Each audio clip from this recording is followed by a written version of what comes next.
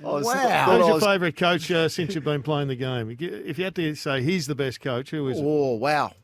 Personally, it's tough for me between Terry Wallace and Rodney Eade. Yeah. Both had Not your no, coaches. I know that, but Yeah. I've got to put that in my box of coaches that I played under. Chris Scott. Okay. Chris Scott. I think what he has achieved and the way that he's gone about it with his playing group has been just sensational. Certainly been a new sort of program, hasn't it? They always talk about.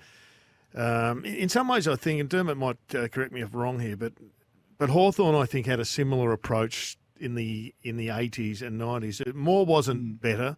It was just, quality was better. Yeah. Alan Joyce tried that with us. Yeah. It didn't work, unfortunately. Okay. Johnno, you've come armed with a lot of topics this evening. What's your first point you'd like to make tonight?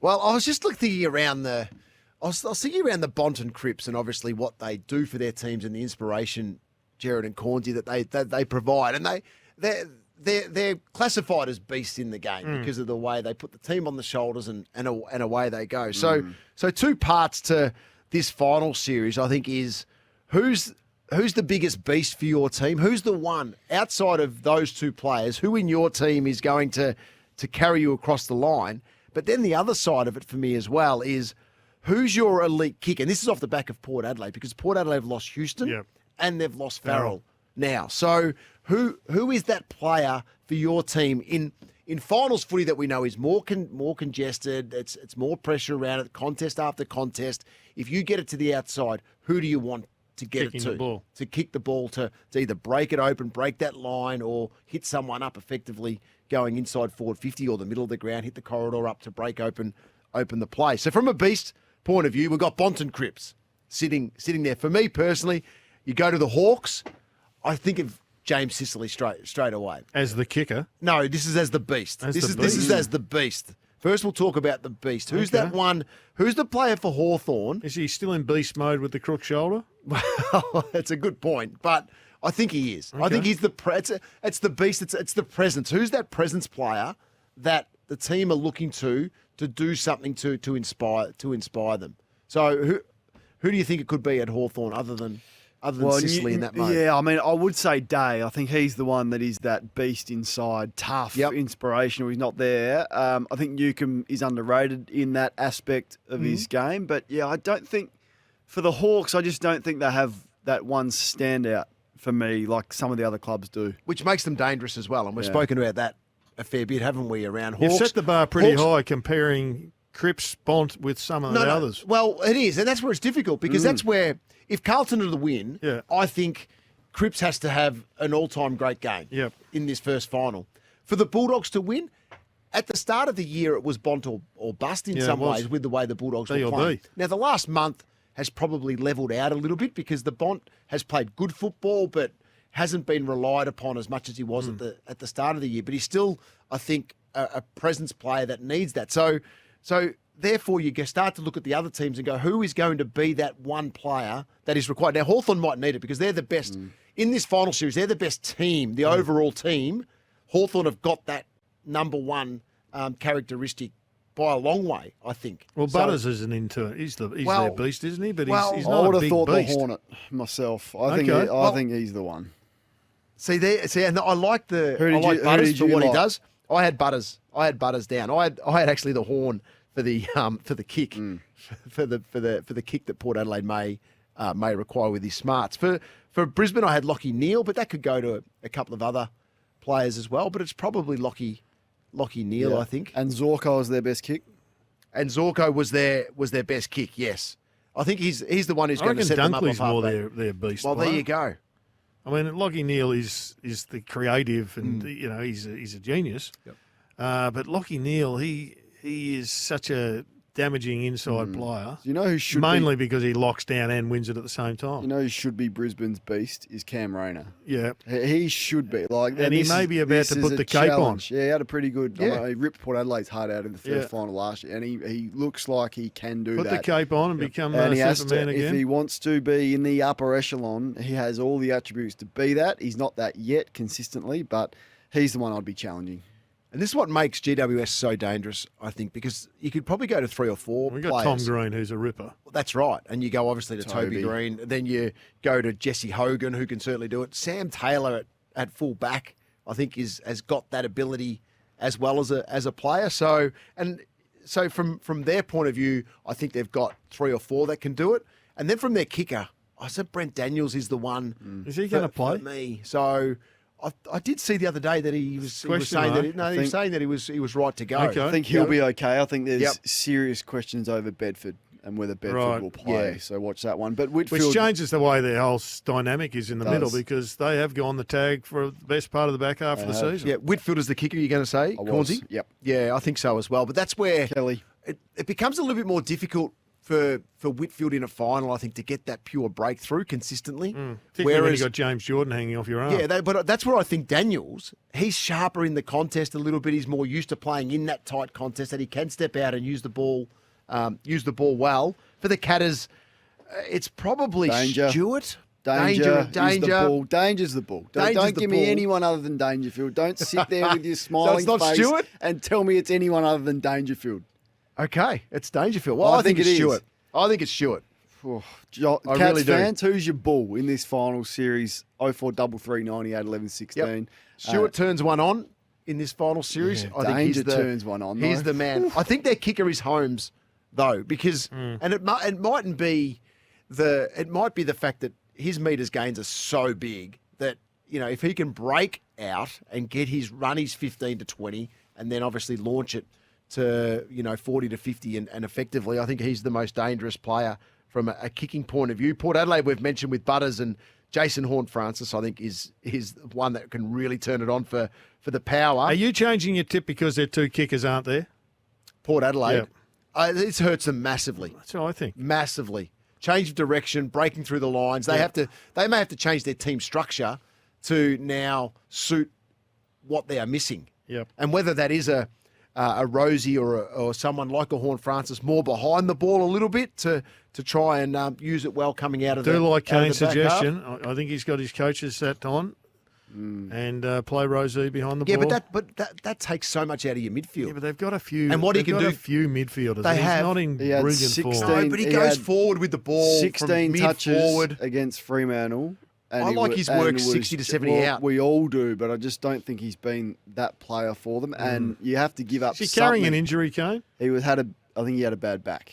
So hopefully the week Could off is Bergman helped. become that out of the back? Well, I think half for you? Bergman's going to have to play on someone. And I Yep. would look. I'm just guessing here. I got no knowledge here, but I would think he's an option to play on Jeremy Cameron, Bergman, which is I know Okay. he's Yep. giving away some height, but has played. But he taller doesn't take a before in the lot of past. overhead marks. No, I mean, he's no a one good does. player. He's a good player though. Who's the Bergman. Swannies beast? Well, it used to be Healy. Luke Parker, and Luke Parker has just gone in there sporadically, but he's been important. But Heaney's been there, man. Yep. He's been their beast. He's been their Give me kicker. the lizard. Goulden's their kicker. Well, I think the lizard's their So's kicker. the lizard. I think the The lizard's Lizard, their yes, kicker. that's a good one. They got a I few. like the lizard. Who was The our man lizard. last night that Hoyne talked about? The young kid, Oh, Roberts. Yeah. He's a hell of a kick. The lizards, It's the left- honestly, the left footers. what the lizard does with the football, because Yeah. it's the deception that he plays with. Like Yeah. you think he's The going touch. somewhere, and he's going, Yeah. but in his mind, he knows he's going somewhere else. He's like the It's quarter. so He's good, like isn't it? Patrick Mahomes with the quarterback. Like he fakes He it drags with out his the eyes. one wood and kicks it with Yeah, a he's- 7-iron. So the other two kickers we haven't mentioned tonight are for the Bulldogs and for the Blues. Bailey Dale. So it's Bailey Dale or Ed Richards. Yeah. I think he's quite good with by foot out of the midfield. For the Blues was tough. Newman. It really was. They haven't got that standout elite No. kick that, with obviously Sard's been in and out. Chera's a good kick. He's in Newman? and out.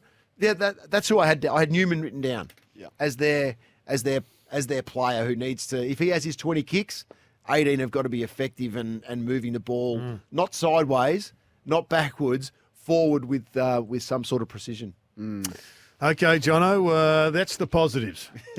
Now we're going to get stuck into the negatives. Now, I've seen that you have brought in your most disappointing club this year meter, Yes, I have. and you are going to rate the clubs who didn't make it on a disappointment factor of 10. 10 being the most disappointing. Yes. The most disappointing for me has been the Pies not making finals. 10 out of 10 for the Pies. Not making finals off the back of what we witnessed last year. Now, there's reasons for that and some injuries to players, of course, but ultimately the premiership team to not play finals, I think for me that's rated the highest. I reckon you get a mulligan in some respects. Do you? Yeah.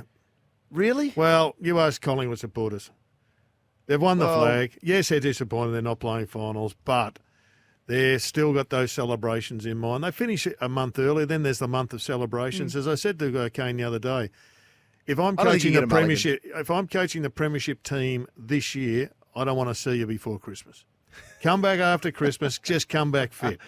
Maybe come back late. So you're January saying I need to relax my thoughts on that? It's a good discussion. Just don't. So you're saying come back celebrate after it. January, get it out of your system, come back fit, but let's just drink the bathwater for a while. If you've got a flag as a coach, you're basically writing off the following No, I'm not year. writing. What I'm saying is learn from the past. Geelong, Sydney struggled. Bulldogs struggled. Melbourne didn't struggle. No, they didn't. They did a good job up until the finals. That's right. And last year the Pies missed out. So the last two flag winners haven't played finals. Jared, is Derm still The listening? players would be loving you. Don't worry about that. Is Derm still listening to us? If he is, he's the best person I've heard speak about this when it comes to sustained success. And what the teams that win one, and he's reasonably dismissive of it, if that's the right way I can put it. Yeah, he's dismissive of it because he thinks one season you can have a bit of luck and things go your way, you win some close games and you win one. The teams that then front up the next year and they go again, and then the teams that go, they're the teams clearly, like we all do. But I need Derm to explain it the way I heard him explain it on Fox Footy one day. Just text me again, Derm, if you're still listening, because he did text me just before when I talked about training. He said, we didn't train for any marathon sessions, but we were 100% intensity in skill sessions. And talking to the Hawks back in the 80s when I was playing, they're on the field, they're off the field training. And Tommy was a big, arduous trainer, 2 or 3 hour sessions. They're off the ground in 45 minutes. They're training like they do today. So I think I'm with Johnno on the. I think it is disappointing because when you're in the window, you've got the opportunity to not be satisfied with what you've done, which is really easy to do, and sometimes you don't even know you're doing it. But to front up again with a strong pre-season and to compete year after year is where you go down as the legendary teams. Now Collingwood will never go down this version as a legendary team because of those reasons. I think I'm more with you, Johnno, on that one. But 10 out of 10, Kane, you're whacking them with the most disappointing. And bear in mind, Collingwood weren't this super team that these back-to-back sides were. I think but all these other teams that have that'd missed, be the most shocking. If you'd said to me, there wasn't really an expectation in March, Collingwood are going to miss. Of all the teams, Collingwood are going to miss the finals. That would be the team I'd be most shocked about. Okay, so I'll put it that way. So Fremantle sits second on this list. Yeah, I think Fremantle have to lost be the last 4. Yeah, exactly. Yeah. And look, what's your rating? 9. 9. Yeah, for Fremantle, because I did expect them to become a significant challenger in this competition this year. Yep. 8. 8 is the Gold Coast Suns. Mm-hmm. Soft draw, no injuries. That's right. Couldn't win away from home. I had to laugh at the headline today saying Mick that Damien Hardwick had taken the axe. I mean, 5 of the 6 blokes are no names. I'm seriously, I'm thinking, who's that? There was one bloke I actually knew of his work, and he hadn't played for about 2 years. You could have made a case to have Gold Coast number 1, but I'm comfortable with where you've got them. Yep. Then I've got the D's. Yep. Mm-hmm. Next in line with a 7, along with the Bombers, who are on pretty much the same line. Bombers ahead of Adelaide. Yeah, I've got the Bombers ahead of Adelaide, and then you start to go down after that. St Kilda for me, when I didn't have playing finals this year, so they sit about 5. I think they finished off the season well, strongly. But whether that's something they can continue on next year, we wait and see. West Coast, North Melbourne, and Richmond, there was no expectation that those sides would really challenge the final. So it really was those. It was Collingwood, Fremantle, Essendon, Gold Coast, Melbourne, and the Adelaide Crows are the ones that I think were most disappointing this year. Dermot's busy, but he has sent through a message, and I think he's on the same page as me. Start your pre-season training in the first week of January. but turn up ready to train, not training to get fit. That's just catching up. Okay. All right. Thanks, Derm. We should get him on actually this week. I'd love to do that, Sammy. If you can put a call out to get Derm on this week or next week, that'd be terrific. Johnno, who's the most likely to win the flag according to your little measurements that you've done? Yes. So In eighth position. I've got the Blues. How have you done this? Is there a secret formula, or you've just gone through the likely? No, I've just gone winners through and losers? tried Yep. to. And I may have stuffed. Someone will pick me up if I have messed this up. But I was trying to do it just before. So I've got the Blues and the Hawks going out this week. Yeah. Then I've got Port Adelaide and Sydney, who will go out in straights. Straights. Sydney out in straight. Really? Yep. You've buried this. No, and then I've got. Hang on. Sydney. Finish Can I on just- top and go out in Yep. straight sets. You think they'll Yep. lose this week to GWS? Because no, let me go the other way, right? So I think Brisbane and GWS have the most mature-bodied players in this final series. Right. So I think they play off in the grand final. I actually think Brisbane, and I've said this for majority of the year, Brisbane will win the flag. Right. From their comeback, once they started to come back, Yep. got into the season, I'm Yep. thinking this side they're strong, they're mature bodies, they've got that thick set about them. Payne coming back in, Brisbane, I think, can structurally have the best team in Okay. the You're going to have to competition. get on a run here, Johnno. There's no Yeah, that's room okay. for error here. There's no room for error. Of No. course, there's not. But they've come from a long way back to Yep. get to this point. Got themselves to fifth. So I can Johnno's see, I can going actually to see them. Sydney. win. Johnno's going to Sydney on Saturday too. It's the as same well. with GWS. Yeah. Swans fans, just make sure you give Johnno a warm welcome. He just reckons you're gone. You're going to choke. Well, I think sets. the Cats beat Port Adelaide. Yeah. And then Which it'll be means then Port it'll Adelaide take play the on Dogs. The Dogs. And I think the Dogs can beat Port Adelaide as well. I'm not Despite being- as offended by that as what I am Sydney. Anyway, So continue. But that's where obviously the other side What of it part is of Sydney will Sydney's lose to game do you think will GWS break down and Brisbane against the and I Giants? think Brisbane will beat Sydney because Yeah. I'm tipping Brisbane to win it. So therefore, that's how Sydney, unfortunately for me, Yeah. What Just step out. breaks down for Sydney against the Giants? I think it's what the Giants can do through the midfield and give their forwards enough representation. And I just think that Toby Green and Hogan, Daniels Use, they've got enough class there to actually turn the tables the other way on the Sydney Swans. Now, this is going to be a ripping game. It could go right down to the wire. I'm not saying it's going to be a big blowout and No, I understand. GWS are going to smash Swans have them. won the last This three. is going to be a tight contest. We've seen them in the past. We've Yep. seen them at both venues, and I just think the Giants will win in what will be a nail biter.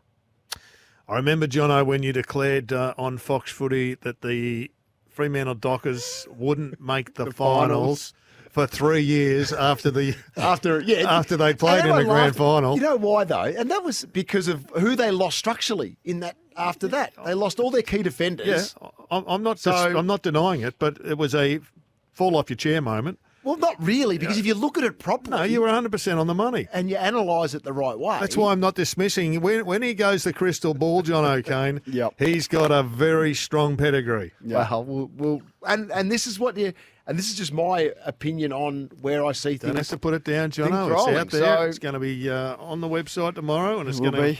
filter right through Johnno, the eastern suburbs of Sydney. I saw It will. Dwayne's finals bracket. He's tipped the winner right the way through today on Dwayne's World. Johnno's done Who the did same he tip today. as his winner? He had Port Adelaide playing Sydney in the grand final. Did and he Sydney, really? Sydney winning, I think, from, Oh, he's from Port Adelaide my biased, recollection. Wayno.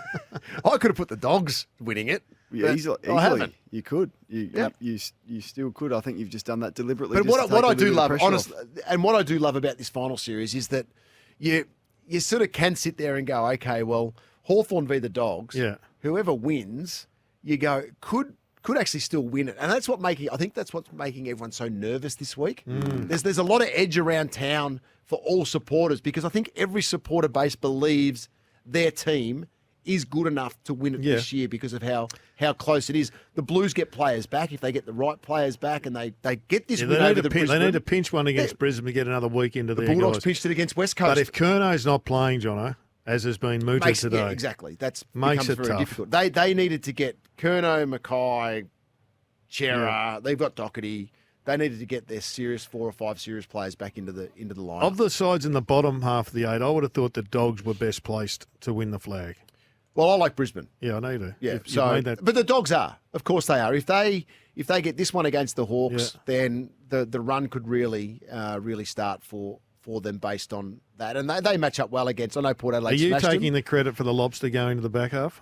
No, not at all. Oh. Not at all. The only fear with the Dogs, if they do play Port Adelaide in the second week, their form at the Adelaide Oval this year has been, Hasn't been good. terrible. Jeez. Yeah. Terrible. The So that's teams, the only challenge to teams are overcome. in for the Thursday night final. As far as I can read, Geelong are unchanged, even though there was a report that Sam de Koning was going to play. But there's always a change for Geelong. He's Kane, listed we know as an emergency, so I'd be surprised if there's not a late in. I'd be surprised if Gary Rowan doesn't play as well, but he's listed as an emergency. So Geelong unchanged for the qualifying final on Thursday night for Port Adelaide.